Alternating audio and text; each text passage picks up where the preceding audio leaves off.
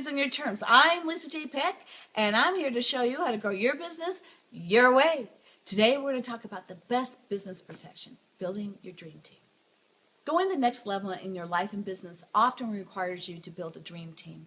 I learned the necessity of having a strong team the hard way while going through a divorce. During that awful period when the decision had been made and all that was left was to completely rip my life apart and then hope somehow magically I'd be able to reassemble it again in some kind of order.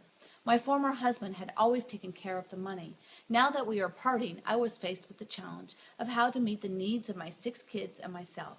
I was in an absolute panic as I obsessed over the future. I broke into an icy cold sweat and struggled to breathe. I have a roof over my head, I told myself. I have food in the cupboard, and I know where my children are. That helped only to a point. Things got worse when I gathered up piles of financial papers and plopped them onto a desk. Ancient Greek would have been easier to understand.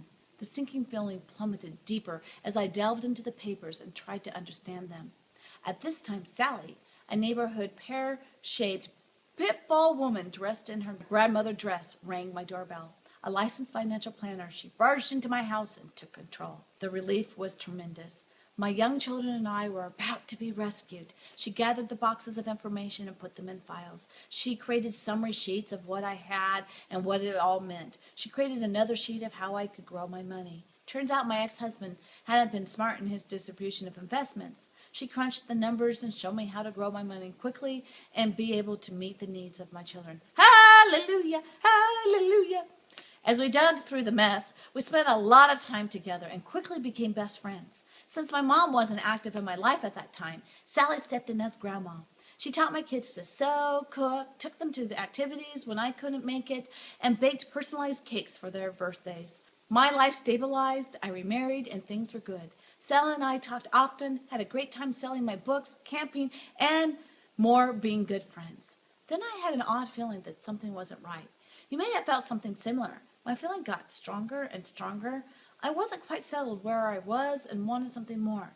My life was good, but I felt there could be something even better. At the time, I ran into one of my mentors. He was charismatic, successful, and played life in a big way. I told him I wanted to play bigger too. Great, he said. First step, accountability. How are your finances? Do you know where you stand? Do you know all your financial numbers right now? I didn't. He challenged me to make a daily money effort. That meant doing something positive with my money every day, whether call on a bill, cash a check, upload QuickBooks, or whatever. I took the challenge. About 2 months later, I had more gut feelings, little hints that all was not right.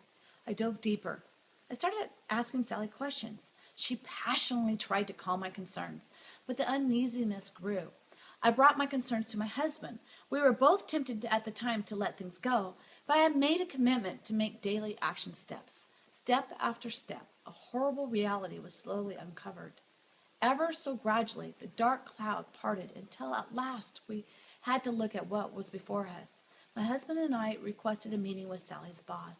Sally called us over and over again, and so did the higher-ups in her business. They were scared, and the more we dug around, the more we knew why they should be. Then the sun rose on the truth, and we saw I had been cheated and lied to by my best friend. The person I had named as my children's guardian, if something ever happened to me, had stabbed me in the back for her own profit. She threatened my ability to provide for my family. After the pain ebbed and I was able to gain perspective, I learned a very important lesson. If I hadn't surrounded myself with the right people asking me the right questions, I would have been hurt even more. As it stood, I uncovered the truth and a time to make adjustments, stop the damage, and start rebuilding.